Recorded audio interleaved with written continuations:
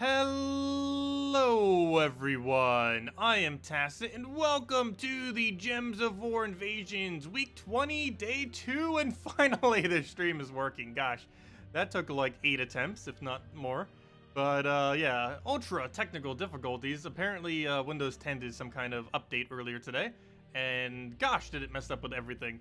But it's working now, so that's the main thing that matters. Main thing we're going to be doing today, or at the beginning of the stream anyways, is going over some of the spoilers that were just announced last night, pretty much.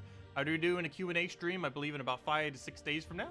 But last night they ended up doing a 4.4 preview stream, going over a bunch of various stuff that will be in next patch. And now that they have specifically mentioned it, I can now mention it as well. So let me just bring that up real quick. We'll start with going over that, and then we'll head over to messing around with the invasion event, and then messing around with the faction, since we still need to go do all of Hall of Guardians.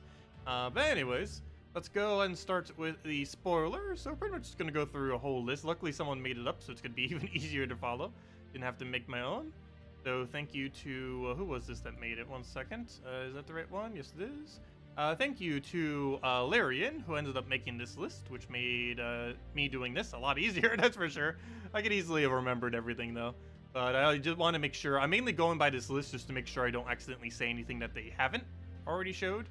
So going over this list will be the best way to do that, since it would be impossible for me to do otherwise, since I'm pretty sure, oh no, Larian's part of the beta too. But I was gonna say, if she's not part of the beta, she wouldn't have known any of the other stuff. But there isn't really too much that they didn't mention that isn't already on this list. But anyways, yeah, this event, or this patch, does not address old weapon or delve stuff, which is unfortunate. As I mentioned, they're doing a Q&A. I believe they said on Monday, but that means Sunday, because Monday in their time is Sunday in almost everywhere else, particularly United States and Europe. So, yeah, Sunday night, they'll be doing a live stream at 9:30 p.m. Eastern Standard Time, or whatever your equivalent is of that. So pretty late at night. Pretty much an hour from now to on Sunday is the time that they're doing it. So whatever that is for your time is around 1. But yeah, like 5 days from now, basically. Anyways, 5 days and 1 hour. Other than that, there's several things that end up coming in. They ended up doing a new daily screen. This new daily screen will be showing a full everything now. Basically, how many seals you're getting per day, how many ingots. It's basically they just cleaned it up, made it look a lot nicer. And kind of like what they did kind of with the tribute page, where the tribute page was made a lot nicer. That's essentially the exact same thing they did, except now they did it for the daily login. Of course, you only see that once per day. However, they did clean it up nicely, and yeah, way better than it was before. Adventure board is probably the most controversial thing that they ended up adding to the game, because it replaces out daily tasks and weekly events. The daily tasks one doesn't really matter as much, that's replacing that out. However, the fact that it replaces out weekly events is probably the biggest controversial one, because that's a lot of resources that we're potentially losing. Of course, weekly events normally make up like around anywhere from 100 to almost 200 gem value worth of stuff every single week. And now that is no longer going to be into the game. They did say that it averages out to be about the same, but to my understanding, it is actually less overall. How many resources you would end up getting, particularly slightly less on the gem-related resources. You're still getting some other resources that you wouldn't have normally been able to get, like Chaos Shards, but for the most part, I believe it is a reduction overall in loot. But basically, you'll have 3 different tasks that you can choose from, a lower rarity one, a mid-rarity one, and a higher rarity one, and you can do all of them if you want. And it basically just gives you a bunch of battles that you can do. It kind of reminds me of like pet battles, except you get different rewards. It's basically that. Instead of having to go do X battles with like 3 mechs in your team and other random stuff like that, they've now simply made it that you just go do the set amount of battles and then go from there. Oh yeah, also let me go show what I'm showing. I meant to post this in the description as well. My bad. For any of you that are wondering, what I'm reading out right now is that. For any of you that want a link, instead of having to go and type out literally all of that. I'm not sure if that was what was just posted, but I'm pretty sure it was. But that's the link to what I'm reading off right now if you want to go over it yourself and reread it later. Let's see. Anyways, where were we? But yeah, basically there's 3 to 5 battles in every single one of these, 3 different difficulties, and you just keep doing these. You have infinite attempts, but you can only do each once. So it's basically essentially pet battles, just in a slightly different way, essentially, is what these things are. And it's even mentioned here, they're roughly in lines with Pet Rescue, essentially. Just instead, you're just getting different loot for it all. Team management, basically we're getting a lot of different things that will be able to go and manage our teams. The main thing is now if we go over and go into our normal teams menu, so if we just go take this down, next patch, we're going to basically have a way to, instead of right here where we would normally have rename team, it's going to have a bunch of other different functions. One of the most noteworthy ones being that you can suggest a team. So instead of just to suggest a troop option that we have right now, which is extremely horrifically bad. So for example, if you do this and suggest a troop there, it's going to suggest something absolutely abysmal that has nothing to do with anything. But next patch, they're going to be adding a really nice sorting menu that will allow you to basically suggest entire teams. So you can go and tell it to go suggest me a red team. And boom, it'll go suggest you a red team. 4 troops that might not even be that bad and gives you a bunch of different options. And while it's not the absolute best teams, it'll at least give you options. And for example, if you wanted to go like red into, let's say it's, I don't know, what might you want in your team? Let's just say you wanted to go like red and you wanted one of your teams to be one of your troops to be gargoyle. You can simply put gargoyle into your team, have empty slots for the rest, and then it will suggest you a bunch of teams that will incorporate gargoyle that will also be pure red. And you can do other similar things to that to basically get guild war teams or for faction teams, or I would say daily tasks, but they won't exist anymore. But yeah, you'll be able to use that mainly for guild wars and just any time when you don't really know what to build around. Let's say you get like a new mythic. You can put that new mythic into your team, tell it suggested teams, and it will literally just go through a bunch of stuff and try suggesting you teams. That's a pretty cool feature that's going to be bringing in. Probably one of the best features that is actually coming into next patch, since you'll automatically be able to have some kind of team, even if you can't think of something for it. And that's basically what most of this is going over. Oh yeah, another thing that ends up doing is you're also going to be able to copy-paste teams. So for example, you'll be able to go into global chat, and people will be able to paste their teams from their teams menu and simply put it right into chat. Also, why on earth is chat not loading? There we go. But basically, you can just go into your troop menu, go under any of them, click on this, which will bring up a different menu, and you'll be able to just copy paste your team over. You can copy paste either the hero class or the team or both. And yeah, you can just copy it, paste it into global chat. People can see the team. They can copy paste it from there and then put it right into their own team slots. And it's going to be a great way to show teams because there will also be a little number thing on the bottom that you can copy paste. So on various videos of mine, whenever I'm showing teams, I can simply just copy paste that team, and then you guys can copy paste that team, and then you can just put it right into your game. You can simply go and copy paste somewhere externally like Discord or YouTube or forum, copy paste that random numbers that the team automatically generates. You go into your game, you go into your troops, you just go click on any team, you click on this button, and then there'll be an option where you can just copy paste it in, and boom, you would have that team set simply by copy pasting it. Do keep in mind you obviously need to own the troops for it to be able to do it. If the troops are missing, then it'll just put nothing there. But assuming you have the team and all the troops for it, it'll just simply put it right in, and boom, you're ready to go. But yeah, it's by far the best feature that's coming in next patch. That alone is like pretty much the biggest thing. It's going to be really nice. But anyways, let me go bring this back up so I can go over the rest of the little things that we have. Let's see, is that the right one? Yes, it is. Okay. Troop roles, this is pretty redundant. However, they are adding roles to this game. This is mostly only useful for newer players and for the algorithm that they're using in order to suggest these teams.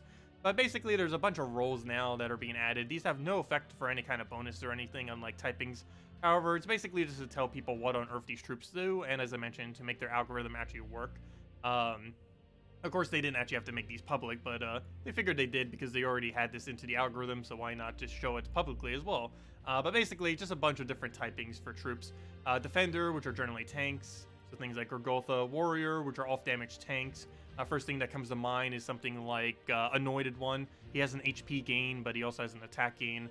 War Master, these are things that buff allies and create skulls, so something like a Divine Ishbala with its enchants and its Doom Skull, or it's a normal skull spam, stuff like that. Any double converter would be under that category, and similar things. Striker, these are high damage single target troops. So basically, I don't think it's specifically single target, though. I think you just put that there. I think it's just high damage troops in general, not specifically single target. So it might be things that do like double hits really hard, like Night Coronet, stuff like that. But definitely into single target ones. Assassins are ones that gain ridiculously high amount of damage. So anything with Devour rate, anything with instant kill rate, anything like Fairish Robber gets such a high boost ratio that's basically hitting upwards of 100. Stuff like that is basically what assassins are considered. Mage or anything that have full AoE. I think partial AoE as well. Like I believe Infernus might be one. I actually forget. But basically anything that does full AoE or very close to full AoE will likely be under that category. Generators are basically just standard mana generators. Anything that has a lot of explosion or has converters. Do keep in mind every single troop only has one. However, whatever these are pretty redundant for stuff. Support are just anything that has a bunch of buffs for your allies, so like Divinia and stuff like that. And Warlock is anything that has debuffs, so something like in Azura, and anything that has Dispel or a bunch of negative stats effect, like maybe Magnus or something. Actually, Magnus I think counts as Mage simply because it mostly goes off their abilities, not off their traits. Boost ratio. Oh, this is a really nice feature that ended up coming in this patch. Boost ratios will be automatically calculated for now on. If you want to know how much damage your Yagwe does, all you have to do is look at it, and it will tell you. If you want to know how much damage your Tesla does, all you have to do is look at it and it will tell you. Basically, it tells you the boost ratio number and you just add that to your base value of your magic, or of whatever the spell says on it, and you'll have it done. No longer does it just say the boost ratio. Underneath the boost ratio, it'll tell you what the actual number is. So for example, something like Yagwe's 3-1 is 3-1, right? Somewhere around there. Let's just say Yagwe's 3-1. That will show, let's say he currently has 90 HP. It would end up showing a number 30 underneath it. No longer will you have to do the math. Of course, obviously that one was pretty easy, but obviously sometimes it's not that easy what on earth their number is or what their boost ratio is, or if they do it off of multiple things. Do keep in mind this doesn't work for everything. It'll work for things that are like stat related and stuff like that. However, if it's something where you have to manipulate something on the board, obviously can't calculate it out. For example, there are things that could hit different targets, like Christinex. You could hit different colors on the board. And obviously, if you hit something like a 10 green compared to a 2 blue on the board, it's going to do something vastly different. So it doesn't pre-calculate it for that. It also doesn't pre-calculate it for anything that's board control related. So if it explodes a 3x3 and it ends up hitting 2 blues or 3 blues or 4 blues, obviously it can't pre-calculate out what that boost ratio will be, since there's no way of knowing how many that will be prior to the ability. But anything that specifically has it on its stats and other similar things will have its boost ratio automatically calculated for now on, so that's going to be insanely useful, particularly since a lot of really meta things right now are actually boost ratioed like that. So yeah, pretty nice. Anyways, other than that, we're going to have epic and legendary and mythic battles. These are basically things that you'll be able to use in order to make it easier to do various events. These will by no means be needed to do various events. However, for early game, mid game, and maybe even some late game players, it could assist in doing these.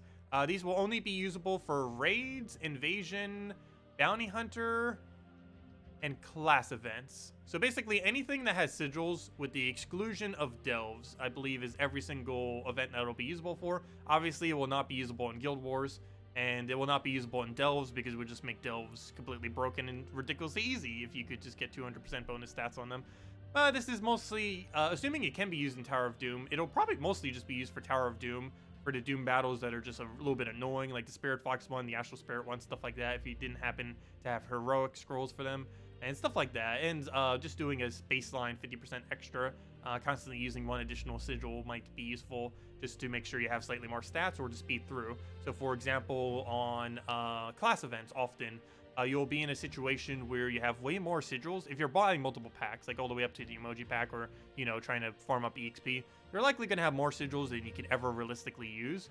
So to speed up the battles, you can simply just use one additional sigil every single battle, basically doubling the cost of each battle to 2 instead of 1. And this will just give you 50% extra stats the entire time, which boosts on top of everything else that you already have, all the potions and everything. So yeah, you can basically do that to just make it a little bit easier. I wouldn't really advise ever using the mythic thing or even legendary. You do get one free time with this though. So once per event, you can use this absolutely for free. And obviously you're going to want to use that for 200% for when you can. This applies, I believe, per every single event. I don't think it's on a weekly timer. I believe literally every single event that is sigil related, you can use a free 200% stat buff on one single battle. Every single one beyond that does cost extra sigils though. That's the only time I feel like the mythic one will be used for, is again, you use it for Spirit Fox in Tower of Doom, you use it for maybe once time for the class event for one of the more annoying battles, maybe like the one that has the summoner or something.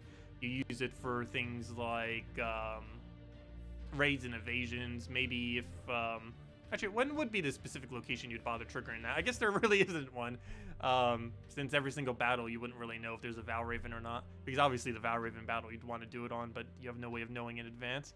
But yeah, you can get one free 200% bonus, and every single one beyond there counts for extra sigils. Basically, there's only 3 ways that you'd viably do this. One is you waste any sigils with this, and you just use the free 200% once. The second method is if you have a lot of excess sigils, you basically play the initial battles normally, and then once you start getting to later battles, you start using epic battles in order to gain 50% stats per battle. And the third is just completely ignore this. Pretty much. Those are like the 3 options you have. I don't really feel like anyone would bother using it for anything else, because anything else, like trying to use this every single battle, is just a gigantic waste of sigils. I don't think anyone's really going to bother with that. Of course, you can put this out maybe if you're doing like a specific battle that would really need it, but the game modes that they're applied to, you wouldn't really ever need to specifically do that, I don't believe. Other than Tower of Doom, if it's usable. That's the only time when I feel like that might be useful. But in all the other things like raid, evasions, you wouldn't really need to go that high. 50% would be way more than enough. Anyways. Oh yeah, we also got drop rates finally in Gems of War. This is something that has been asked for pretty much since day 1 of the game. So that's going to be pretty nice. If you go into next patch into any of your keys, you'll be able to click on a question mark over here. And that question mark will show a breakdown of literally every single drop rate in the entire game for that key. So it tells you like your chance of getting a legend, chance of getting a mythic, chance of getting resources in the case of like lore keys and stuff, chance for absolutely everything. And you also be nice to be able to see guild chests then, since normally you wouldn't be able to see, or you know, we don't really fully know, I don't think, what the guild chest drop table is for every single one, just because they just kind of assumed that is like lore key and gem key at 20,000, 40,000. But I'm not sure if we've ever had like a full breakdown of it like that before, so we'll be able to see that starting next patch and stuff like that. So yeah, you'll be able to see a full breakdown for every single one of these starting next patch, which will just be nice. And if they ever adjust it, they'll of course adjust that menu as well, showing all the data for it. Other than that, they were also getting a flash offer calendar, and that's pretty much the last thing. Flash offer calendar, this is basically just going to be a calendar for the flash offers. However, there is one buff to resources that might possibly, depending on how they do it, make it so the removal of events is actually not a bad thing. And that is actually flash offer calendar. This is basically just like the normal flash offers that already exist, except we'll have a calendar for it. With one main difference. Some of these calendars you'll be able to buy with gems, and some of these calendars you'll be able to do without having to spend any money whatsoever. You don't have to spend money, you don't have to spend gems, you just be able to obtain some of them simply by doing something in-game. And those in particular might be able to boost the gem rate back up to where it currently is now. Of course, we don't know for sure if it will, but yes, basically the system we know today of daily tasks plus event objectives is going to be replaced with the new adventure board plus flash offer calendar. Will it be better? We don't currently know, but that's basically what's happening, is those 2 things are being replaced with these 2 things. Of course, we somewhat have this already in the game. However, there will be somewhat or literally obtainable for free just by doing something.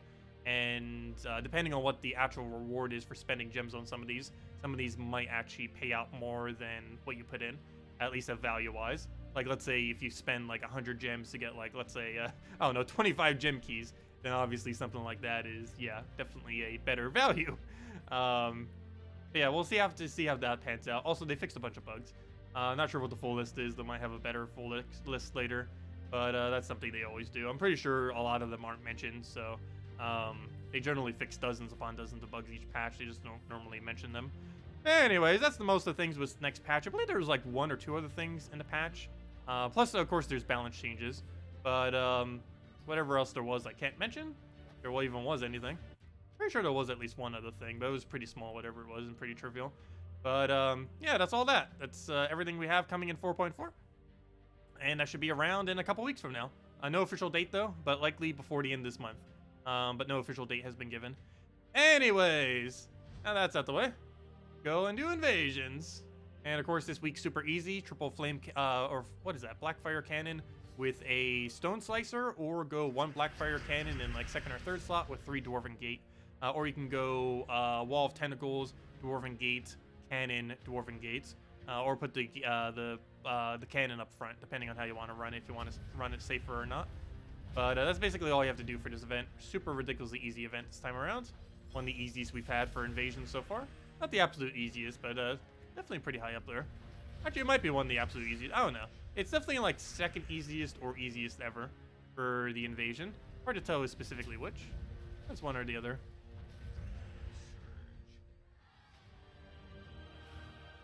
Oh, hello, Gabriel. Welcome. Oh, I didn't even realize you were here, Salty. Let's see. Also, just an FYI, Salty, to the previous thing, because I know it came up on stream when you were streaming, but it kind of like went to the side. But whoever mentioned like me mentioning stuff, they were referring to the team thing. They weren't referring to me actually mentioning anything about this patch. I did not mention anything about this patch prior. Only just now, obviously, because you guys already went over it. But anyways. Well, we'll go and take the skull right over there for the cannon. Go for the kill. Is that a redeem code right there? Oh, she's giving us a redeem code. Everyone, to the redeem code section. Wait, does this actually work? Let me double check. Let's see. Yay, we got a redeem code. Thank you, Salty. Greatly appreciated. Thanks for stopping by. All right, there you guys go. There is the redeem code. For any of you that want to go use it. We'll have another one in a little bit as well, but go use the Salty one first. We'll go and get another poke down. And then we just need one more skull. And he just hands it to us. It doesn't work. Make sure there's not a extra space. I'm pretty sure it just works. We literally just got a mail for it. Yeah, it works. I just claimed it. Make sure there's not an extra space or something like that. Give same reward as always. 2 treasure maps, 1 gem key, 200 souls, 2,500 gold. And we'll have another one in about 30 minutes or so. We'll let that one die out first. Let's see. Let me go back and chat. Did I miss anything else? I feel like I missed a lot of chat as I was going over that. Is the faction weapon Guardian Crown worth getting? No, it's a pretty underwhelming weapon. However, you won't be able to get it for about 3 months if you don't get it now. But, I don't know. I wouldn't really bother getting it unless you're just doing it for completionist purposes.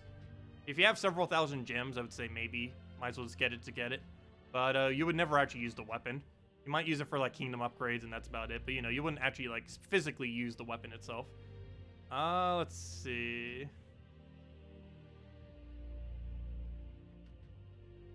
Yeah, the rolls don't go off of troops' traits. They go all based on their ability. Let's see. Did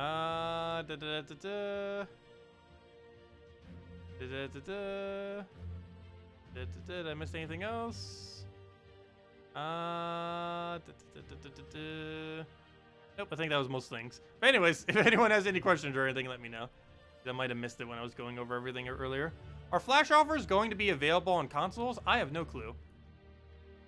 Though I'm pretty sure Salty's going to say no. Or, you know, she can't mention it currently. Oh, what am I doing? Don't do that battle. Let's go back to the other thing. But yeah, bye, Salty. Catch you later. Anyways, let's keep going with this. So the complicated Ubistet will calculate? Yes. Ubistet will auto-calculate. All you have to do is look at his boost ratio, and it'll tell you exactly how much you get from it. Then you add that to his number, like let's say 30, and boom, it. But yeah, it calculates pretty much everything. The only thing it doesn't do is it doesn't take the spell number and add it to it. So for example, let's say Ubistet normally has around a 30 damage, and you would have the boost ratio thing. Let's just say his boost ratio will give him 55 damage. It'll show you the number 55, and it will show you the 30 that is normally on his ability. But you then have to go and take the 55 and then add it to the 30, which will be 85. But it does most of the math for you. Like the boost ratio itself, it does the math for. It just doesn't do the final math of you adding it to what the base value is on the ability itself. So for example, do I even have anything that has an example here? So for example, right here, we have 3 constructs on a team. Actually, let me do it in battle because it'd be a little bit easier. But basically exactly how it's going to be is we currently have 3 constructs on our team. Currently, you can see a boost ratio here. Starting next patch, instead of just showing this boost ratio here, underneath will be the number 18, which is showing us what the boost ratio actually is. So we have 3 constructs. It's doing it 6 times. That will give us 18. What we have to do is add that 18 to everything on this ability. So we have to add it to the purple-brown mix. We also have to add it to this number right over here, which would end up being 52. But yeah, we have to add it to the things. And the main reason I think they have it like this instead of just showing it as like the actual total is there are weapons like this that do have 2 different things that boost ratio off the same thing. So it'd be a little bit weird if they kind of had double number there or something. I'm not sure. But yeah, it'll just show you the number underneath. So in this case, it would show the number 18, which would calculate the boost ratio automatically. Obviously, this boost ratio is ridiculously easy to calculate on our own. However, there are definitely some that are not, like Tesla, like Ubistet, like many others that are similar to them, where you have to add up multiple numbers in order to, and then divide into something just to get the number you want. But now you'll have that done automatically without having to do anything. One of the best things coming in next patch. And that and the whole copy-paste team system, which is going to be absolutely amazing. Honestly, that's probably my favorite part about next patch is the copy-paste thing. And I'll be able to use that literally every single video as well, assuming we're covering teams, which is pretty much every single video for the most part. Very few videos don't cover them. So Monday videos, I'll be able to do that now. And for a bunch of other stuff, instead of you guys having to go and look at my teams and, you know, just look at it and then try to put it into your own team and waste like several minutes doing that. You can then just simply go and copy-paste the random numbers that'll make up the little team thingy. And you put it into your game, and within like seconds, you can get the team that I did for a video into your slots, assuming you have everything for it. Yeah, it's gonna be really nice.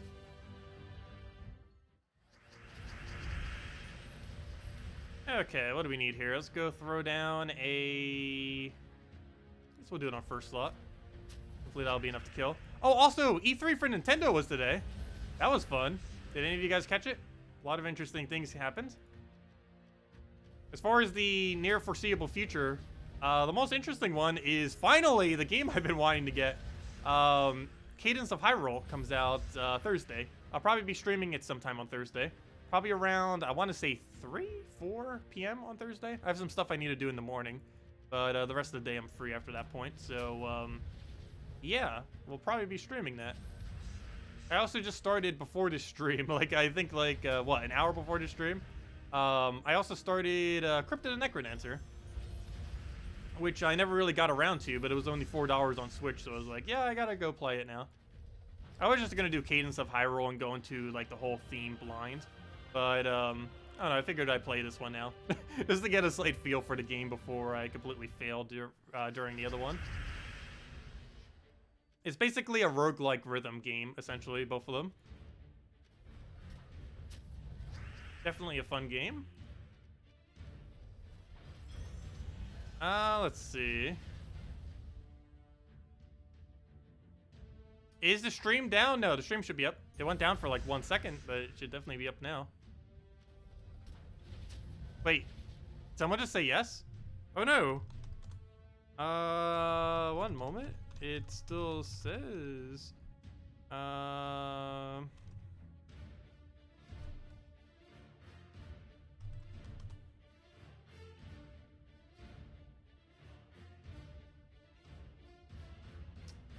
let's see. Are you sure it's still down? Okay, it's back now. Okay. Sorry about that. Back. Okay, there we go. Anyways, where were we? Let's see. Go take a skull right over there. All the technology doesn't want to work today, apparently. Yo, just a normal Tuesday. I don't know, what is it with Tuesdays? We always have the most amount of technical difficulty on Tuesdays. I'm not sure what it is about it. There we go, we'll take that. We'll grab a hit on there. Grab that for the kill. We'll take a double poke here.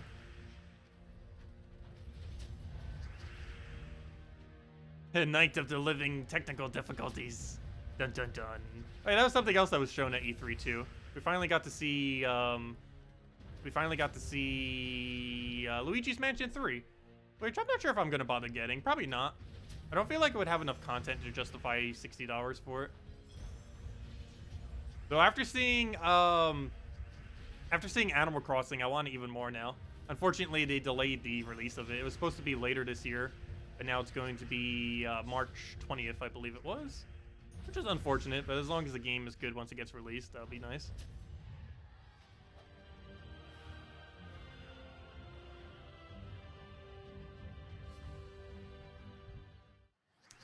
Okay, what do we take here? We'll go grab the blue right over there. What do I think of Cyberpunk 2077? I didn't bother looking at the preview for it. What even is it? I heard of it. It sounds like one of those games I probably wouldn't like, probably. Isn't that something kind of like Borderlands, I think? I'm not even sure. But no, I have no clue what that is. Honestly, most of the stuff that gets released on most of their consoles, I never really found interesting. Like the new Halo, I don't find interesting. Any kind of Call of Duty-like game or anything similar to that, I don't find interesting. Wasn't Borderlands 3 announced recently? I don't find that interesting. Like every single one of those, it's just personally not the kind of games I normally play. Let's see. Yeah, I mainly just play RPGs, strategy, turn-based games, real-time strategy games, and some fighting games, and some platformers, and some casual games. But, yeah. And MOBAs. I don't know. There's actually a lot of genres. But anything that's kind of like shooters or action-y like, I generally don't play.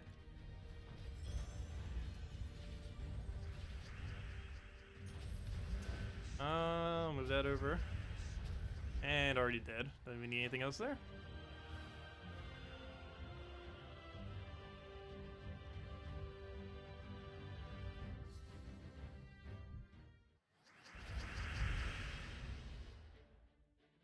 It's a big sandbox, single-player, first-person RPG. That's probably why I don't like it, or haven't heard of it, because two of those things I don't really care for normally. Sandbox games I normally don't care for, and first-person games I don't normally care for. Though it depends on the context, I guess.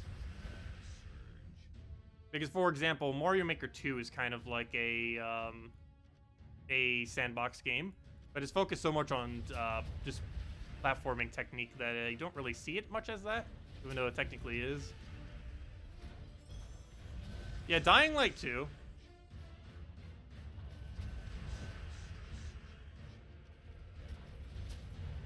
What is your top 3 card? What, these 3 that I'm using? It's the Blackfire Cannon that ended up coming in on Monday.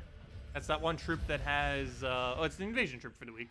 It just does what an invasion troop normally does, and it also has a 30% chance to do an extra hit, which does get boost ratioed based on the normal invasion stuff, so at Mythic it will do 5 times to them.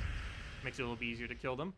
But, yeah, it's really, really easy, this event. So you can either run this if you have multiple of these, or you run Dwarven Gates with Blackfire Cannon, 3 Dwarven Gates, or Wall of Tentacles with 2 Dwarven Gates, either or.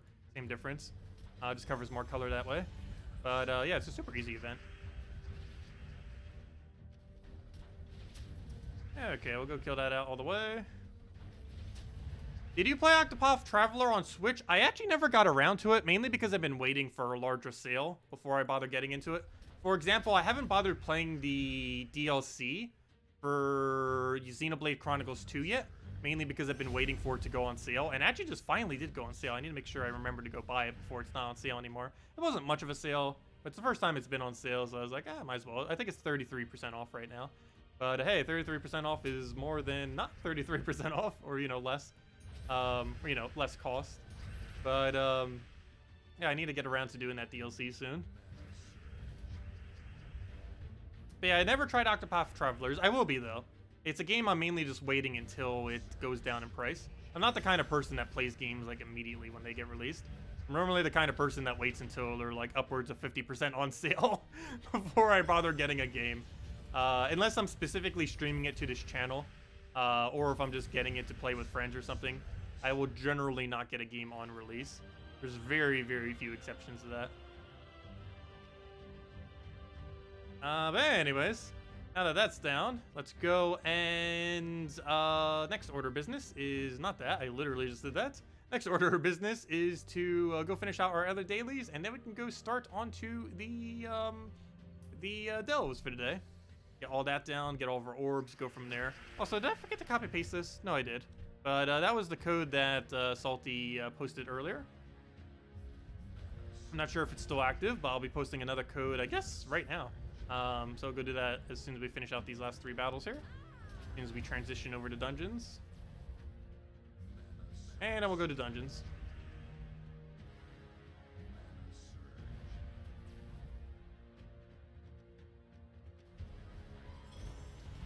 Have I done the faction event? No, that's our next order of business. That's the next thing we're focusing on. With the recent classes added, what is the top 5 hero class list now? I'll be covering that for a video soon. But the general overview is Titan, Thief, Plague, and I have no clue what 4th and 5th is. It depends what you're specifically looking for. Oh, so why am I using this team for this? Not the right team. But somewhere's around there. I'd have to think it over if I was actually do a video on it. That or go over literally every hero class. Or do both. One video on all, one video on top 5. And obviously for the top 5 going a bit more in depth onto why. With teams and everything. Because I don't think I ever did do one concise video where I went over literally every hero class. I've done it a couple times on stream. But I never have done it for a... Oh no, is that a wasp thing? 1 second. Hopefully that's dead. And that is why I have a fly swatter there. There's actually a wasp in my house earlier. Not sure if there's a hornet's nest or something around, or whatever they're called. Yeah, I meant you to look around the house or something. That wasn't like a full-size wasp. It was like a really, really small one. Makes me think why there might be a nest around. Because there was one in the house the other day, too. Let's see. We'll go kill that out. And there we go.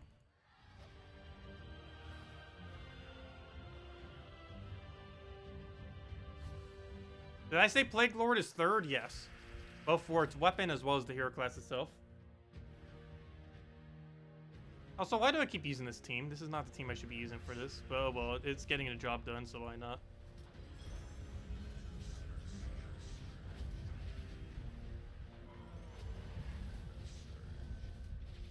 Annoying enough that you might say it as your Guild War team. Nice.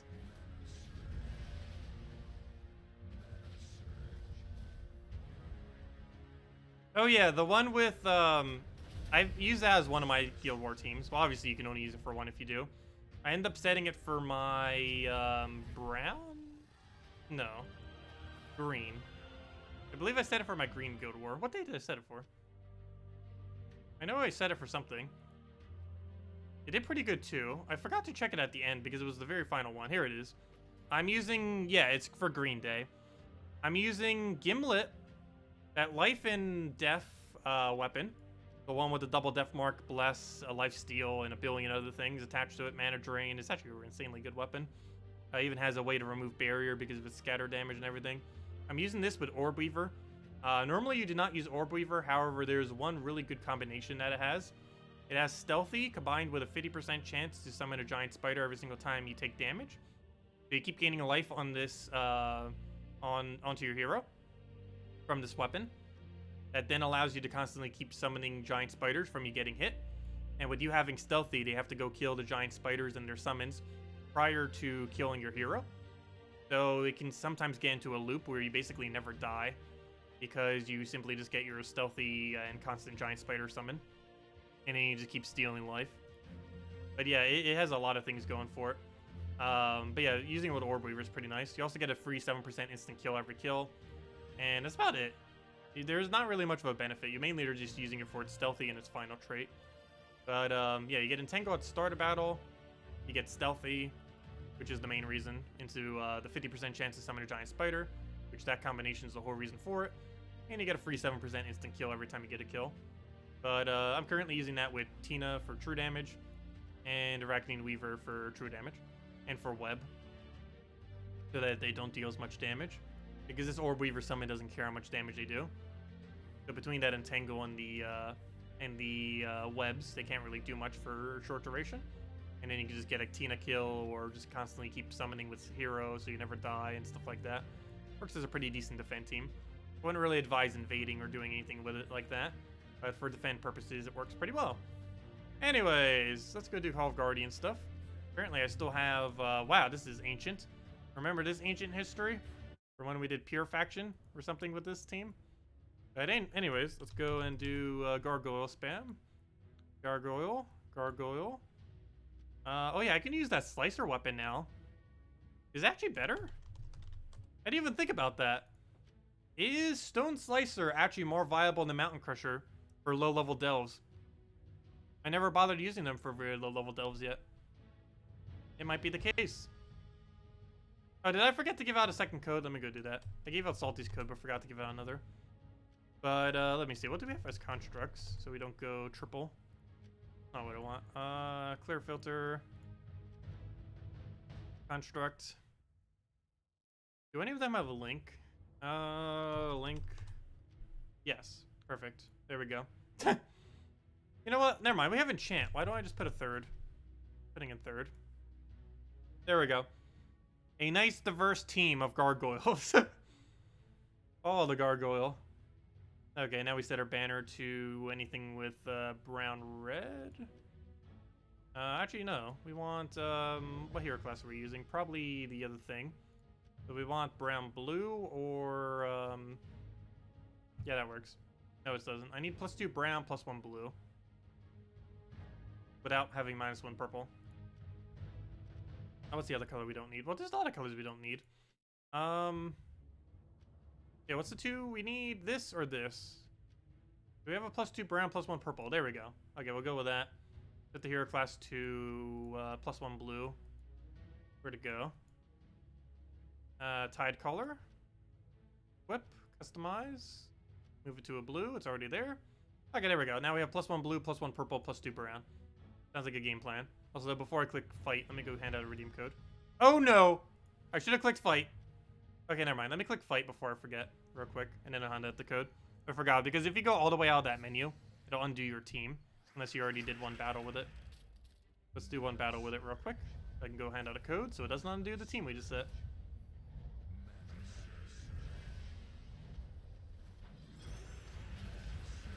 And he's dead. Super dead. We even get a map out of it. Okay, redeem code time. Let me go hand out a code. Edit. Backspace. Don't need it zoomed in. Just need it zoomed in earlier because the other thing we were doing. Mark it down. Copy, copy. Paste. Put it right over here. And there we go. Paste that right in there. Copy the whole thing. And there you guys go. There's the redeem code. Use on gemsofwar.com or use the game code section. Your invite code is found underneath your settings menu. Whatever your game says right over here is what you put in. Your redeem code redeem code is right over there in chat. Just copy paste the random numbers and letters. And it gives the same reward as always: 2 treasure maps, 1 gem key, 200 souls, and 2,500 gold. Enjoy, everyone. Okay, so let's go do all the faction event now. We got a ways to go, just starting it out. Oh, wait. I forgot. We don't have enchant, do we? I need to go buy the enchant. It's only 30 gems. Might as well get it. I'll probably need that extra battle anyways.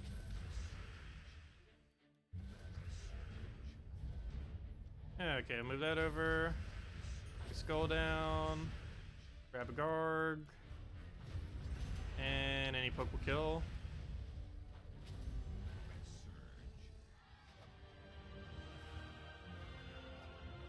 Okay, other thing I meant to go do.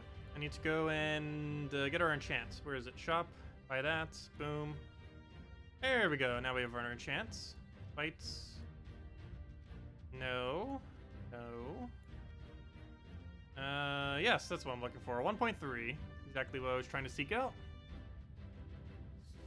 The only annoying thing now, though, is even if we see a 1.3 there, we do have to check the 2 4s.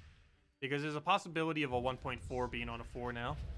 Very unlikely, but it can happen now. ever since 2 patches ago. Or was it last patch? It was 2 patches ago.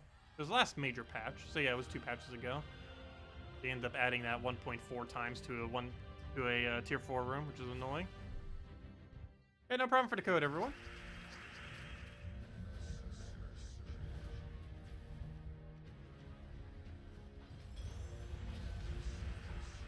And he's dead.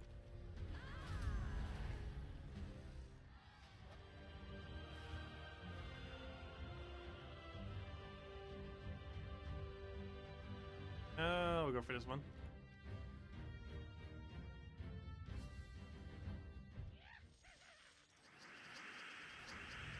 We'll go for...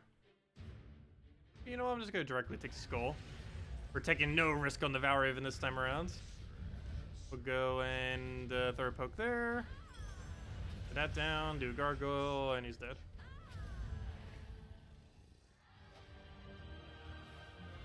And 1.2 we already know can't be higher because the highest on a tier 2 room is 1.2. So we technically didn't need to check them.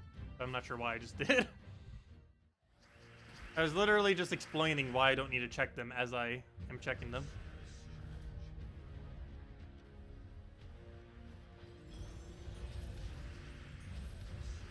Again, then we'll throw a gargoyle right there and match.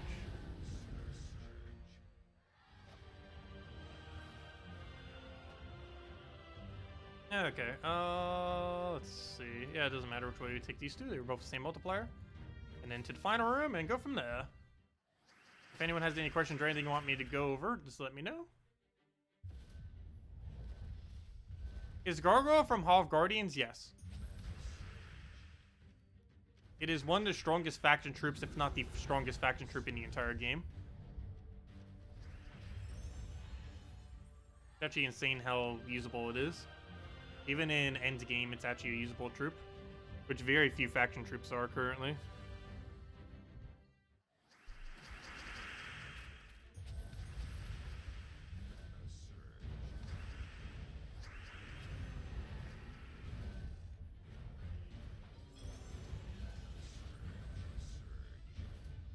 Yep, no problem for the codes, everyone.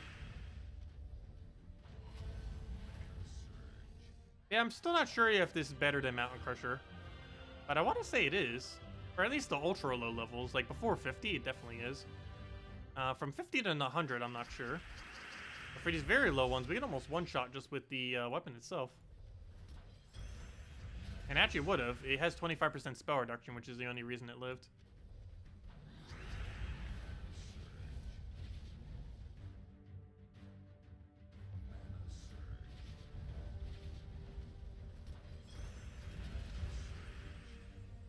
There we go.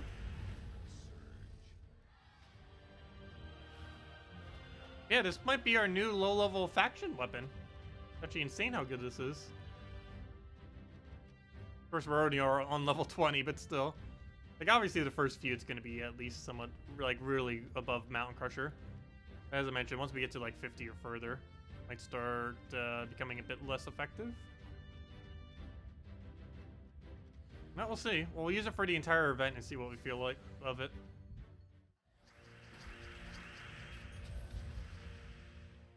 Okay, I'll throw this down onto that. Grab another slice. And just gargoyle wipe. And we'll have infinite gargoyles that way as well. Not only does the weapon generate and loop, so can the gargoyles, or at least it generates some. Not necessarily loop with gargoyles, but you know, you do get at least some explosions attached to it. Some small amount of board clear, if nothing else.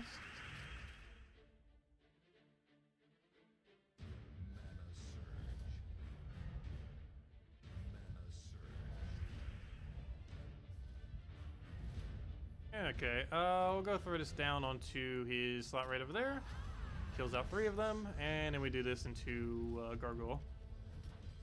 And it should be dead. Never mind. Don't even need any follow-up. Weapon itself does it. Nice. Okay. Where's the 1.3? That's not it. Right over there. We do the other 2, starting with the 1.25, the 1.2. Double check the other 2 because they're probably higher than the 1.15 on 3, and then go from there.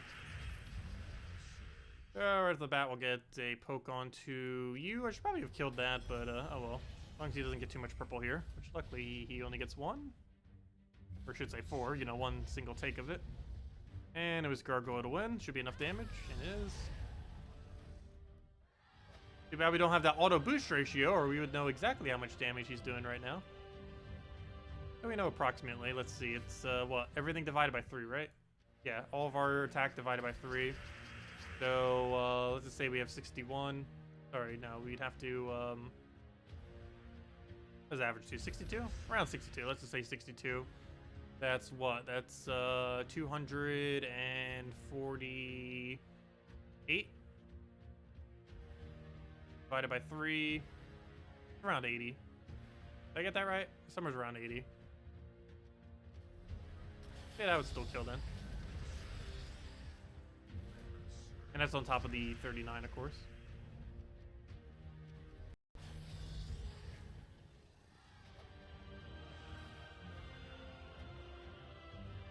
Okay, so we have that 1.2, which, unless one of those were, okay. So now we just go basically in order.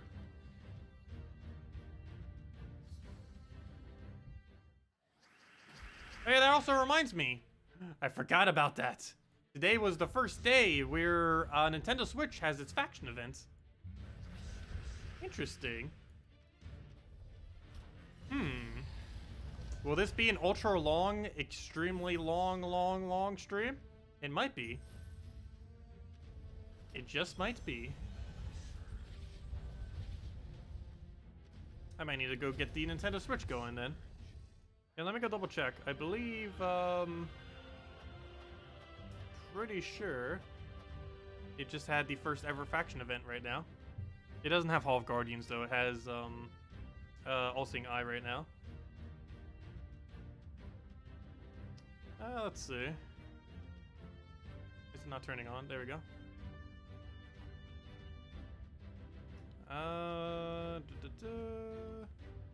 Which controller? Find controller. Oh no, don't find it. Grip controller. There we go. Into Gems of War. Also lower the volume. But yeah, I'm pretty sure it had an event.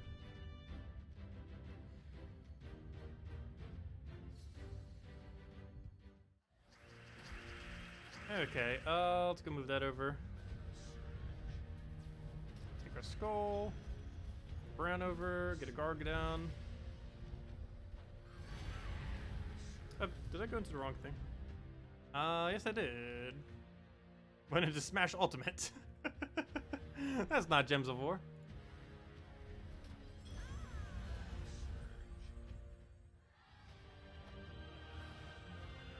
Oh, you got a Sunbird off it. Nice. Always great to get more Sunbird copies if you don't already have it maxed. Did me doing that just make the grips go incorrectly again? What are you doing, Nintendo Switch? Not working properly. I just had it working properly, then I go into the wrong game, and then you're wanting to mess up my controller. Don't do that. There we go.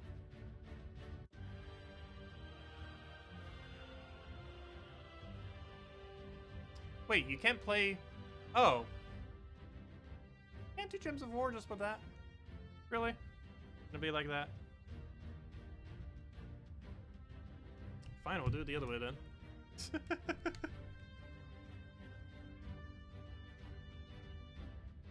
I didn't even realize you can't do it with just one Joy-Con. Fine, we'll use a normal controller. But I guess that makes sense. Because it uses so many inputs that you wouldn't be able to do it with one.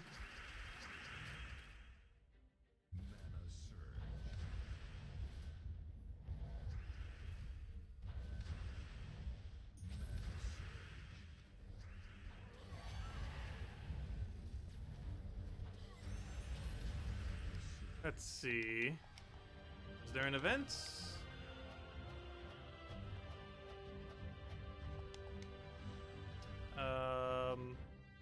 Controller that I literally just had working What are you doing?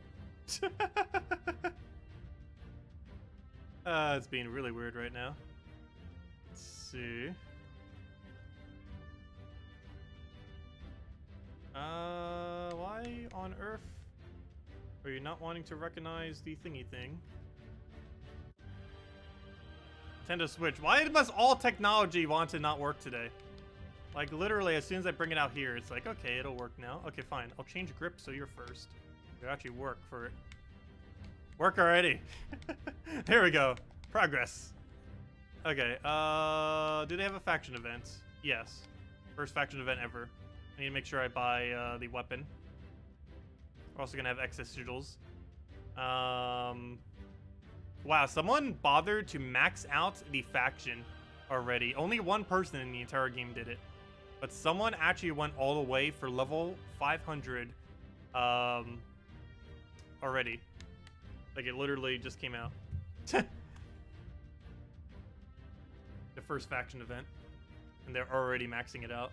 And that's without potions, too. Because Nintendo Switch does not have potions. That's actually kind of amazing. Someone maxed out factions in late part of mid-game or early part of late game.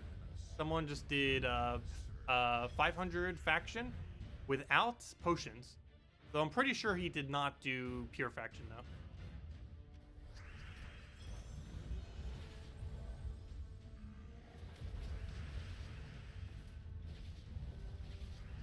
Okay, we'll throw that down.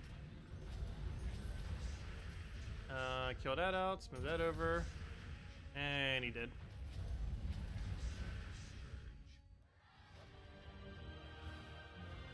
Okay, and then we could go take the final room, huh?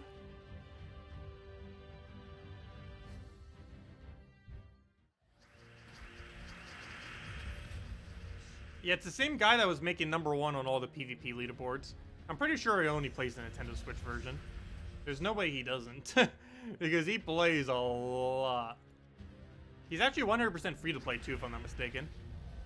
He's basically the most progressed account in the entire game, but 100% free to play. And that's mainly because he plays for like normally 8+ hours a day on Nintendo Switch version. Somewhere's pretty high near there. I believe he already owns Zugoff as well. Nintendo Switch version has only been up for what, 2 months now? 2.5, almost 3? And he probably owns Zugoff already. I think it might have been the quickest owned Zugoff ever in the history of the game. Just because leaderboards are kind of easy to get, and he's been going for all of them, even the harder ones. Or most of them. Maybe not literally all of them. My Nintendo Switch account even has 3. I think quite a few people have at least a few. Because leaderboards are, while some of them are still contested, they're still overall way easier than the PC mobile ones, or, you know, the main versions of the game. Which just has the smallest player base since it's the newest one. It still has a decent player base, though. It has at least over 10,000. It probably has multiple tens of thousands, though. I know when I do, like, up to 2K PvP, or, you know, just a standard 1.9K, there's normally around 8,000 people above me. So that means probably about a 20,000, 30,000 game population there, though it could be even higher per week. Which would definitely be the smallest of any version of the game, but still not too bad. Since most of those people were probably people that weren't originally on any of the other versions of the game.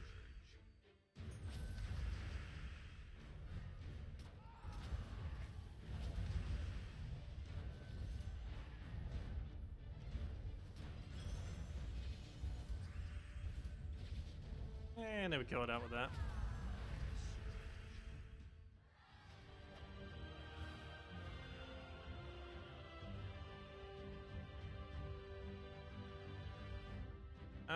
Let's see. What is a good first craft? Obsidius or Infernus? Infernus. We have to go with one or the other for your first craft. Infernus for the burn, the damage, the capability of extra turning and stuff like that. Because of his storm into a board clear, ends up working out really well while having a damage source. He's still the only troop in game that does all 3. Damage plus storm plus board clear. He's the only troop that has 3. There are some troops that are somewhat close to doing somewhat similar, like Essence of Evil. but they don't exactly. I wouldn't really consider Essence of Evil a damage source, while it can kill.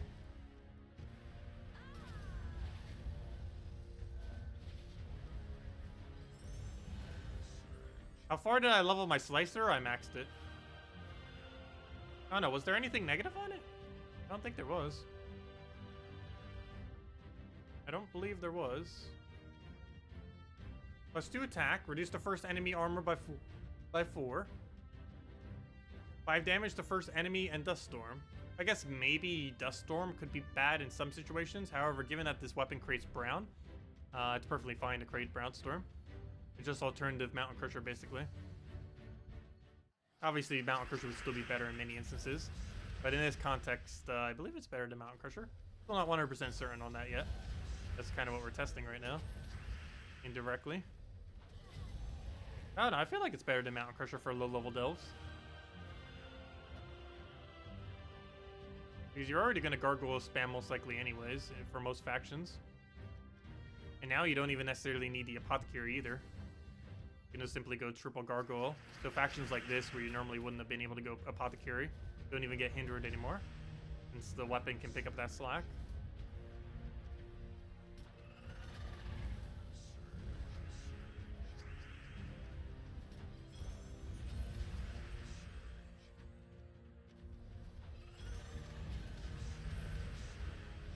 And he's dead.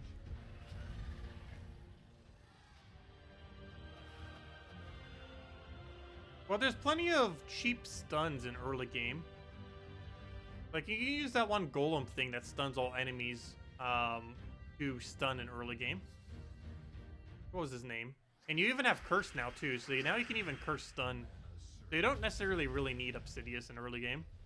You get a lot more value out of Infernus.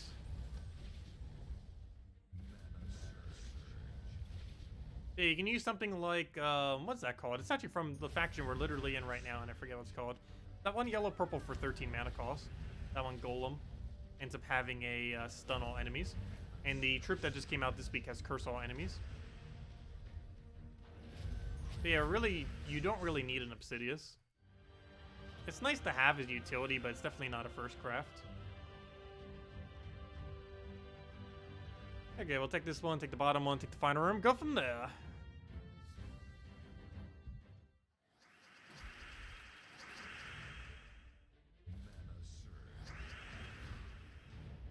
Yeah, we'll take all that over, get our hit. Throw down a Garg. Oh, yeah, I could throw it there still. It's fine. And it gets a triple. Occluder stats are a bit lower because it's only a tier 2 battle. Take the other tier 2 and then the final room.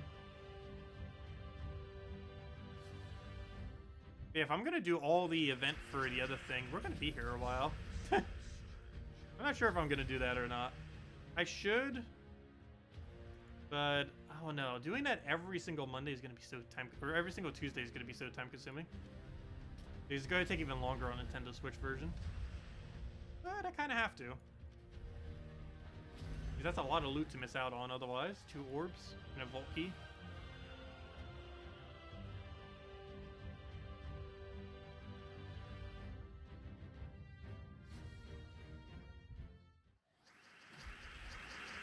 But yeah, someone was joking about it earlier, or actually I don't even think they were joking, but I don't know, if I start getting times on Tuesday, like on Tuesdays where I don't have stuff planned, maybe we should start just doing a Nintendo Switch stream on Tuesdays. Get all the Gems of War stuff done and then do other games. I think that might need to start being a thing. Switch Tuesdays. It was originally going to be Sundays, but it didn't really work out, but I don't know, Switch Tuesdays with all the factors. I think it would actually work quite decently then. That might be a thing from now on. We'll test it out next week and see. Well, technically, somewhat right now, I guess. Though, in the instances that we actually start doing it, like next week, it'll be its own separate stream, though, earlier in the day. Assuming I have time earlier in the day. Which about half my Tuesdays I would. It definitely wouldn't be something I would 100% be able to do every time, though. Let's see. Yeah. Looks like we could take these two, then that, then that, then that, then that. Sounds like a plan, unless one uses 1.2, in which case, never mind, it would be the same order. Yeah, let's go do that.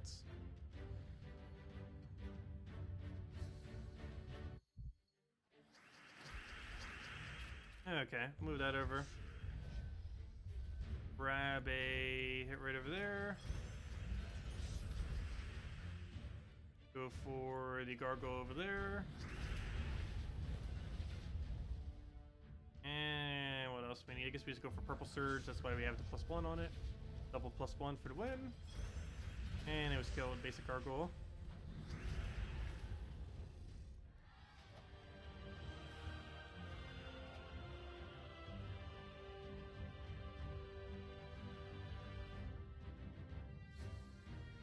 Okay, what do we need here? We can go take a skull. Grab a red down. Take a brown right over there. Grab herself a... Gotcha. Get that green first. Then we can get a gargoyle.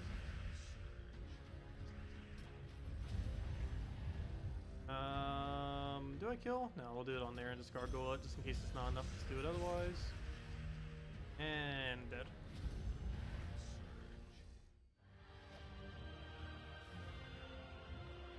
Okay, so we already scouted them out. We take this one, take the other one. We basically just go up, down, up, down, up, down. And of course, boss room.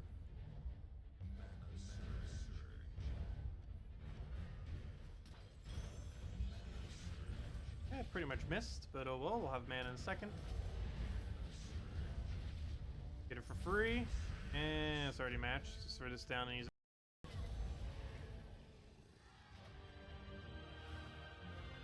And then we just keep going up, down, up, down.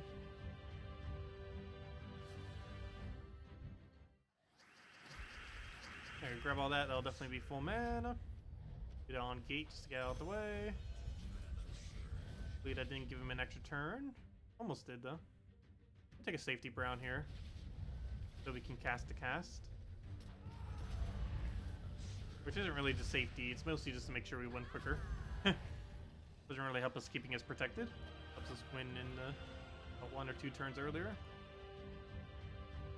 Yeah, we just keep going up and down. I don't think we really need to do much other variation for this at the moment. We already scouted it out. Okay, we'll take a brown over here. Actually, you know what? I should take a blue. I should always probably go for the weapon first, because we need that to generate everything else. And once we get that going, we can kind of just go from there. So we'll go get a gargoyle down. We can throw that right in the middle there. Oh, I don't have a drop for that, do I? No, I don't, unfortunately. No way to go and move that, so we'll just go for a gargoyle right there. Hopefully we'll get some cascaded mana, not quite. Any kind of movement that'll work. Look like it. We'll try for a sky, we'll try for it. Didn't get it though. So now it's gargoyle to gargoyle, and that'll be matched. Actually, I don't even need the second one probably.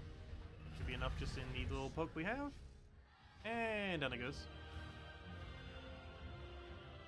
And then we just need 3 more devils, I believe. Technically only 2.5.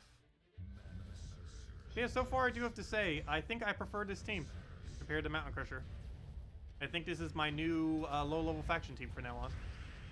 And also, it doesn't even matter if Apothecary can be ran now in a faction like this one, where Apothecary normally would not have been available, because it doesn't matter. Because we can simply just go and we don't need it. There's nowhere they would even need to be, because we need the higher construct bonus anyways. So we would need to have a construct there. Yeah, I don't think we would need to change this for any of those delves. Assuming a delve uses brown and or red, we'd be able to run this team. Obviously, you can use any weapon for any faction. Okay, so we'll throw this down, throw the other one down. I'll wipe those out. We have that backup gargoyle. Actually, not that many summons, like those 25% traits that annoyingly summon and stuff like that. I haven't really paid much attention to it, but there's very few of those in factions. Like Dragon's Egg have it, a few other really rare instances, but none of the ultra annoying ones are around. Like, I don't believe in Furnace is on a single one of them, and stuff like that you don't really have to deal with. Like all those 25% demonic packs. Like, there are a few of them around, it's just they're pretty rare relative to how many are actually in the game.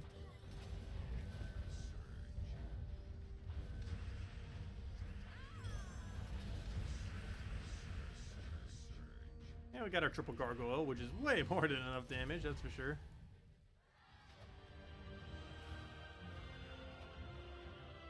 Okay, we can take this battle and then go from there.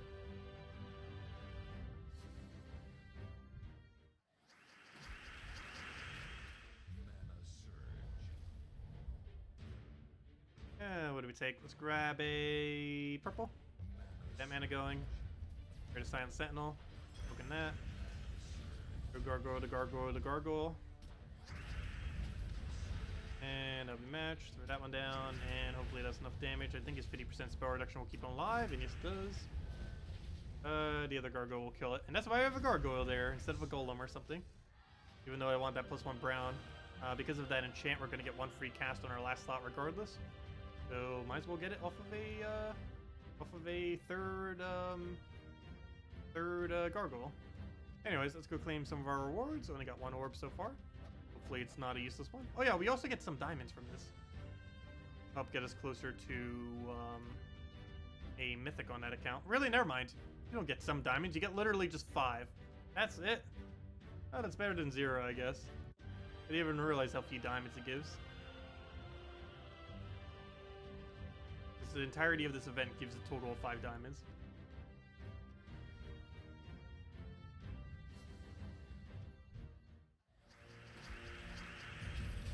Okay, let's see. That over. Grab that over. Take a hit right over there. Go get a gargoyle down.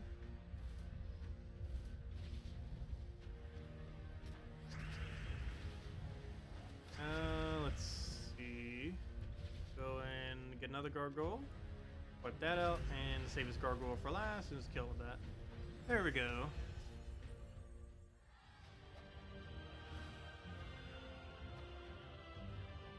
Okay, next thing. Figure out what our order is here. Did I already do that? That's why you don't check the order immediately in this faction. You need to go to the middle and then check them. Been so long since I did this faction, I kind of forgot. Yeah, the proper way of doing this faction, so you don't forget, is go to middle, do the first 2 battles, then scout it out. Otherwise, that's 2 whole extra rooms that you need to remember what on earth the order is. And for this skill, or for this faction, you need to know pretty much all 6 of them in order to know your path.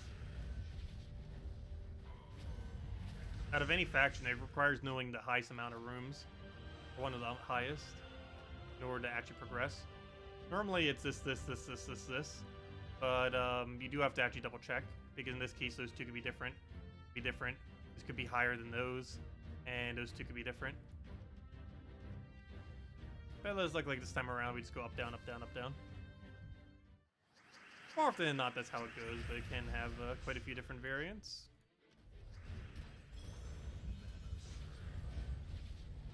To brown or not to brown? I guess we brown. Oh, I could have taken red into brown, couldn't I? Whoops. Would have been way better. Go to that, throw another one down. Hopefully that's enough damage. Yes, it is. Perfect. On to the next one. Okay. Yeah, just keep moving with the path. Already set in stone. Haha, because we're using constructs. And a stone slicer. And a Valraven. We'll move that over just to get the blue. Put us on Valraven because we don't want him escaping. He's only yellow. Never mind. His first slot used the yellow. Still want to make sure it goes down. Gonna do Gargoyle towards the end instead of the front for once, just because we want the Valraven to go down. Throw that down. And that'll wipe it out.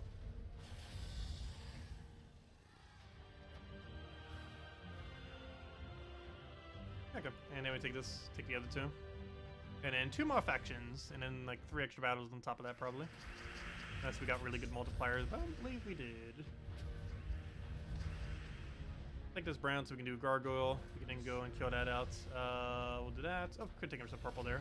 Oh, come on, he just lived with 1. I'm not gonna hit that. I am not hitting that. Okay, well, we'll hit it. Gonna have to. And then we can Gargoyle, kill that, and that'll be match. Oops, let me. There we go.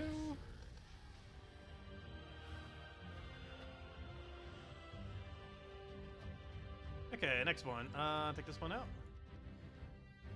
We can go for the other two. But yeah, I believe this time around, I'm going to do the, I am going to do them. I'm going to do the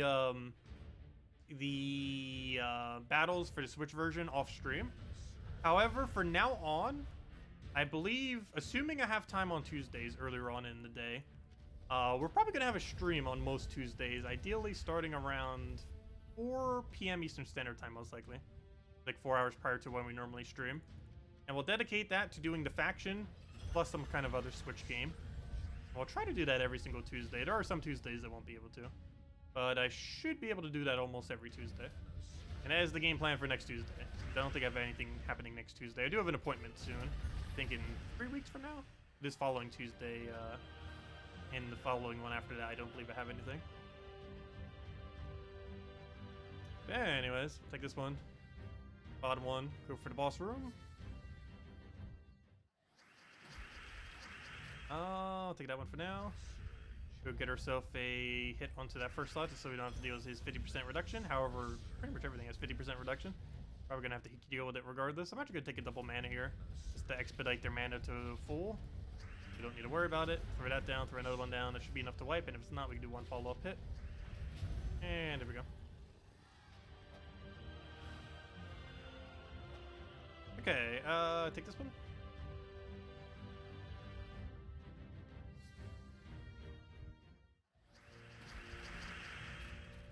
Grab blue over.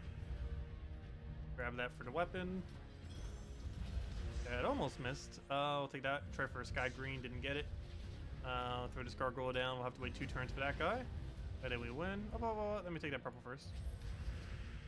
And we can poke. Wasn't really necessary, but might as well. As long as he doesn't drain us here, and he doesn't, dead. Actually, why did I do that? If he could have gotten a drain, I could have undid our mana that we already had there. That would have been a fail. That's what we want to have happen.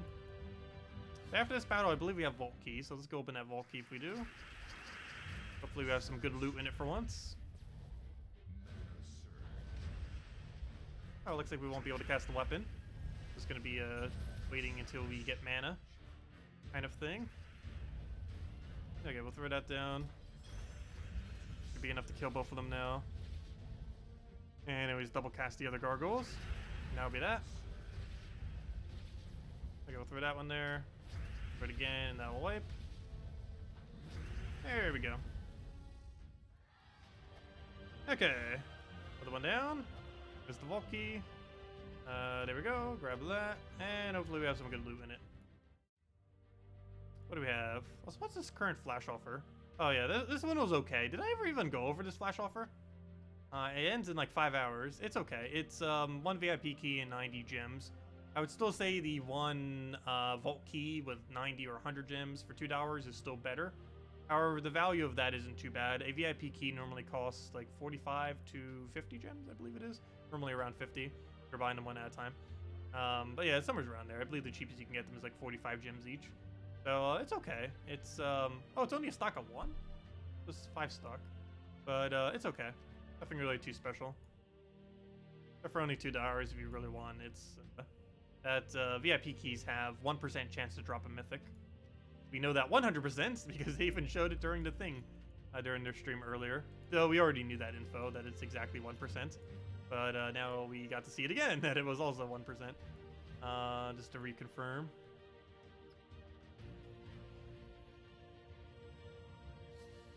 Okay, let's go grab a yellow right over there.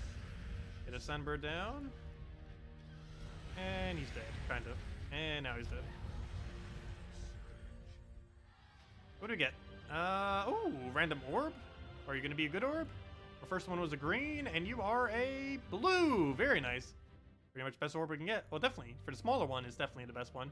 For the bigger one, I think I want a bigger purple more than I want a big blue. But however, though I say that, yet we don't have any big blues. Because I used them all for Zugoff, and we still haven't gotten one since. But I don't know. For the smaller ones, it's definitely better to have a small blue than a small purple, that's for sure. And the only reason I don't want big blues, well, it's not that I don't want big blues. Obviously, I do want them. It's just they lack their value ever since we got Zugoff. Because the main thing you use them for is Zugoff, the bigger blues.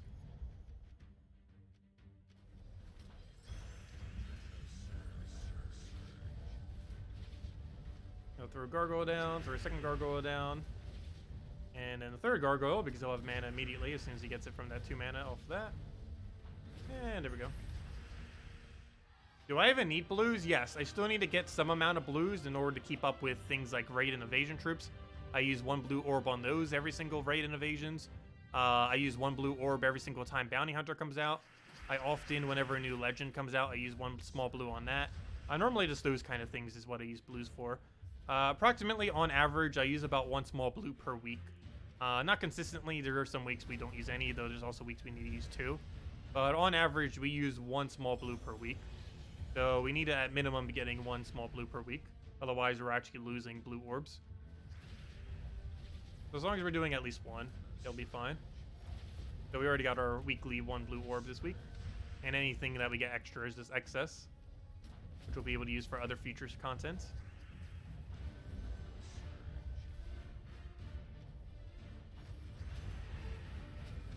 And we killed that out.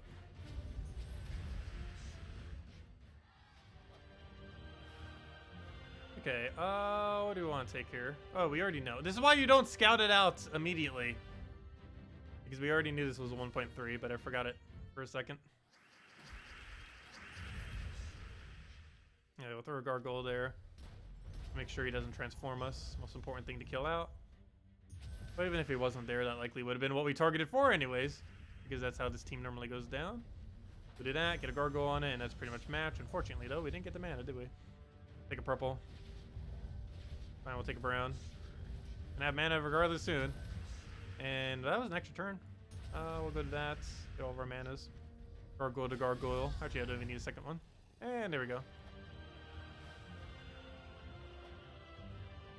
Okay, so now we take these 2. Double check what the other ones are, and then go from there. And then we have 1 more delve, and that'll pretty much be that. For now. And the rest I'll just do off stream. And by that, I mean mostly Nintendo Switch stuff. I think I still have some other stuff I can do on this. But I'm not sure if I'll want to do it after all those. But we still have our 3 daily factions and that, stuff like that. Okay, we'll throw that down. Grab another hit right over there.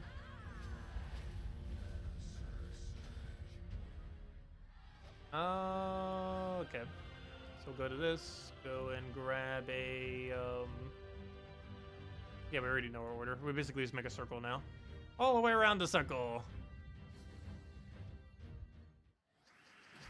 Skull to skull. We get a blue in here. And then we just poke the, that. So they both die, and then we just poke it once, and then the other one dies. We do that, do that. Oh, it didn't actually kill it. Never mind. Thought it would. Currently not. And 1 more gargoyle will do it. However, we don't currently have 1 more gargoyle, so we'll poke it, and he's dead. But that weapon does a lot more damage than I think it will sometimes. Okay, we'll go into this one. Not like we have a choice. Gotta go with our circle. Yeah, we'll take that one over. Grab a poke onto his first slot. Grab gargoyle onto that one. Get another gargoyle onto there. And dead. Oh yeah, we won't be able to tell yet how far we are in the score. Once we reach the end of this delve, we'd be able to know if we can get it by the end of the next delve or not. Oh, it doesn't really matter too much. We already bought the pack because of the enchant, so wouldn't really matter. We'll have the excess 1 regardless. But yeah, when that new feature does come into the next patch, you will not be able to multi-use sigils for factions. Any excess you have, you just have to use. You cannot multi-use them for extra stats.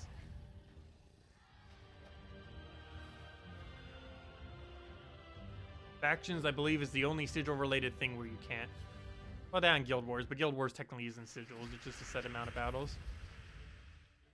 But of all the sigil-related things, I believe factions are going to be the only one. Maybe Tower of Doom as well, but I'm pretty sure Tower of Doom will allow it. believe only factions specifically don't allow it, for the obvious reason that it would be, it'd just be auto win for level 500 pure faction if they allowed it. Because all you would need is 5 sigils to solo any faction, and that's it. If they would have done it that way. But anyways, on to the next battle. Take the boss room. And just one more that we have to do at fully. So whatever sigils we still have left, I'll probably be doing those battles as well. Not on the stream. Let's go for now. Grab a... Oh, red extra turn. I'll take it. We even get the weapon out of it, so we'll throw that down. A little bit annoying with all their spell reductions and everything. You know, I didn't really think of it as much when it first came out. But now that we have a bunch of other factions now, this is honestly one of the most annoying factions in the game. When it first came out and there was only 2 options, it was like, oh, okay, this one is better than All-Seeing Eye, which it is. It still is to this day. It is better than All-Seeing Eye. However, it is among one of like the top 3 most annoying, if not the absolute most annoying of any faction. It's mainly because they have 50% score reduction or 50% spell reduction on every single one of these troops, making it really annoying to kill. Every single one of them has score reduction and spell reduction. And the next Mythic set's going to be like that too, except even more annoying. Next Mythic is 60% score reduction with 50% score reduction. Or sorry, 60%, 60% score reduction with 50% spell reduction. What I meant to say. That skull twice. But there we go. Would it be able to reach? No. The entirety of this faction will not reach it. So let's get this one down, get a few more battles, and that'll be that for the final orb. I can move that over. And if anyone still has any other questions or anything you want me to go over, let me know. That would be a great time. Let's see. Anything else to move there? Not really. We'll go for... take purple for now. It's fine if he skulls us. Get that to full mana. How did that not surge? We'll take that. Gargoyle spam. Go from there.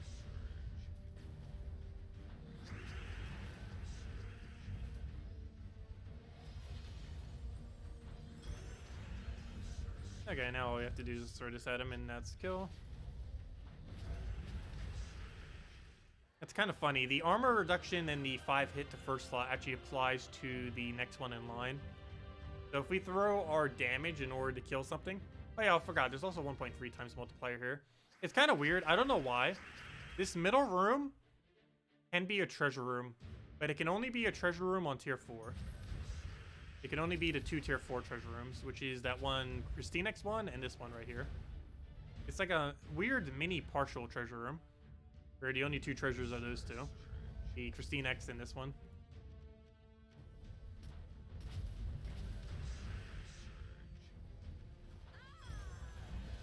It's not actually a treasure room though. I think that's just a coincidence that it happens to have those. I'm not sure.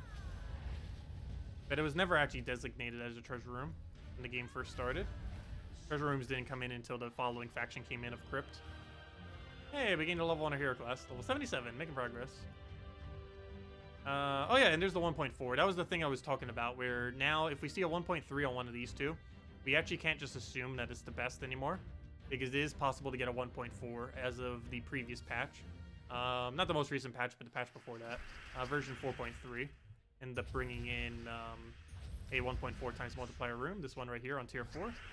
Which is good, but it's also annoying because now it makes it so you actually have to... While it's beneficial from a loot perspective, it's a little bit annoying because you actually have to scout out tier 4s now.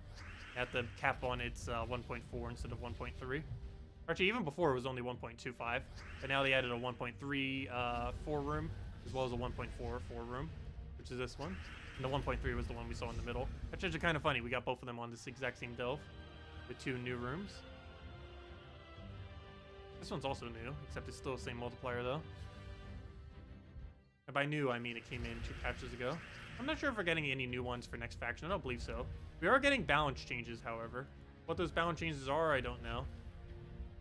But we are getting balance changes next patch. They haven't specifically mentioned what though. Hopefully it's actually some useful one. The balance changes, the most recent patch, was actually pretty underwhelming. Did almost nothing, if anything.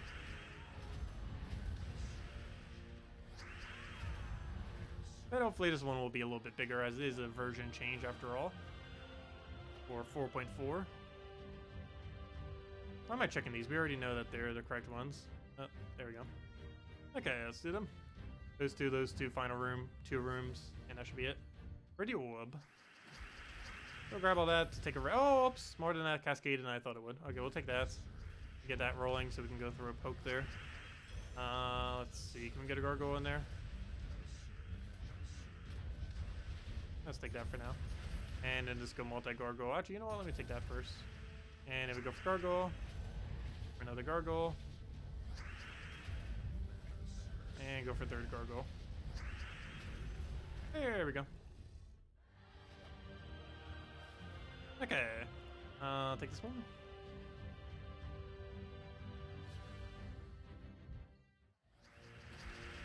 Grab blue to purple. Take that one's first slots. Grab a thing right there. Hopefully that's enough damage. No, it is not. Don't have any way to clip the last little bit of damage on him. I guess we could throw the weapon. We just have to. Unless I'm wasting gargoyle here. I guess we waste gargoyle.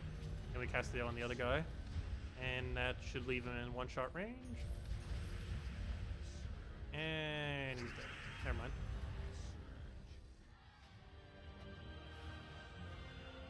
Okay, next one. Doesn't matter which order we take these two.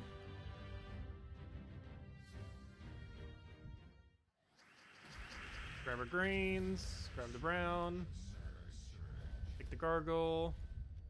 Probably should take those purples first, could add full mana, though luckily the explosion did it for us. Do that in case we get a random skull. Which we don't, but oh yes we do, never mind. And now we can just win. Gives us an entire turn of having to cast another thing. Okay, take this one, take final one. Then she'll need another battle or two. And then we can get our second blue orb, right? Hopefully. We'll take that, I'll poke him. Get him through this on his first slot before he ends up getting a buff or any kind of other thing going with that. Unfortunately, he completely misses, but we can just work from there. Fine, we just take the red right over there. We can then go through a gargoyle right in the middle there that hopefully the half damage will kill. I wish there was a boost ratio thingy that would tell you how much that is as well. Like whenever it says heavy split or something like that, anything like similar to those, I wish it would tell you how much damage. You know, as soon as they give us one thing, it's like, oh yeah, we need this other thing as well. But I don't know, it would be useful. Especially with like the 25% and 75% one. Like 50% one, like I can somewhat understand not having that for, which is actually him as well, the gargoyle. Because all you have to do is just half the damage output to know. But I don't know, for the 25% and 75%, it's somewhat weird to calculate it out sometimes. All those weird percents are kind of like that. Too bad they don't have it for literally everything. But at least they did it for boost ratios, the most annoying one out of any of them. But they still could add more of them to make it so it works for literally everything. So for example, if something has 60% skull reduction, it would be able to tell you how much damage you're about to do with your skull and stuff like that. Because there's not really any easy way of knowing. Especially because I'm not sure if it's even consistent how it gets rounded. I think it is. I believe it gets rounded down in most instances. There are some instances in this game where stuff gets rounded up. But I believe all instances in related to percents off for traits, it does round down. Or maybe that's not the case, because if you have 100%, it actually rounds up to 1. But that might just be because it has a minimum, bare minimum of 1. It might not be it actually rounding.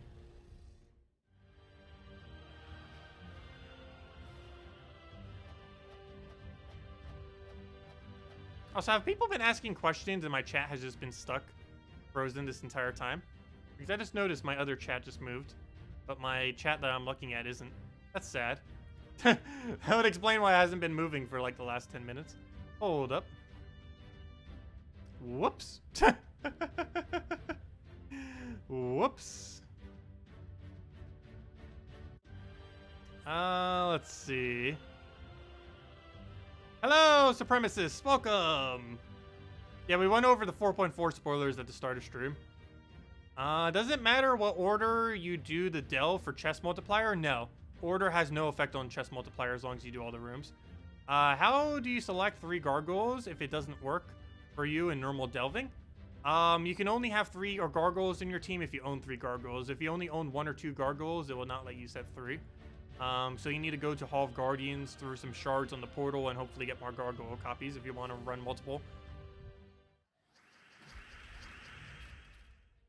But yeah, to run multiple of a single troop in your team, you have to have multiple of that troop. So if you only have one, you can only run one total copy in a team. If you have two, you can run two. You can run it across multiple teams. For example, if you have one copy of something, you can have that copy in multiple different teams.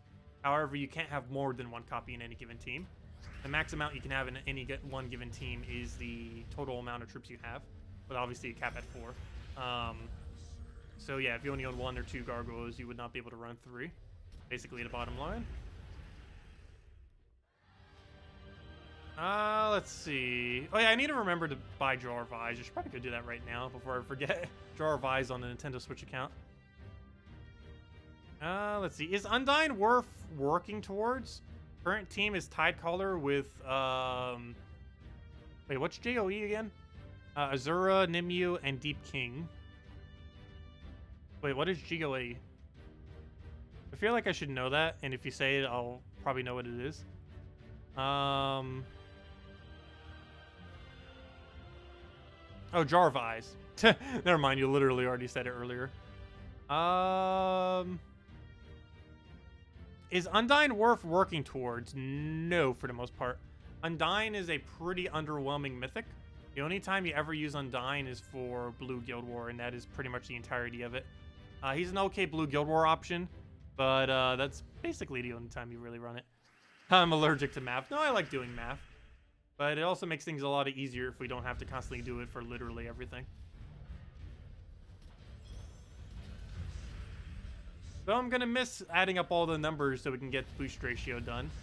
Because starting next patch, we won't need to do that anymore. But anyways, does anyone else have any other questions now that I can actually see the actual moving chats? Or anything that I may have missed? Otherwise, leave them now. Otherwise, that will wrap it up as soon as we go claim this orb. Finish out the rest of the faction later. As well as all the Nintendo Switch stuff. But yeah, for Tuesdays from now on, I think we are going to start trying to do like a stream a little bit earlier into the day. And during that stream, we'll go over and do faction stuff on the Nintendo Switch account, as well as doing Nintendo Switch games. Or at least a Nintendo Switch game. Nothing else. And we got a purple. Okay, so we got a small green, which was useless, but then we got a blue into a purple. That's not too bad. I'll take it. That is perfectly fine. Purple is basically 15 gem keys, and a blue saves hundreds of gems, so that's nice. How many blues are we even at right now? I believe we're at 7, if I want to say. I keep forgetting because we keep moving up and down on our orbs. 6. Okay. Oh yeah, because we used 1 for the cannon this week. That's why we have 6 instead of 7. Alright, there we go.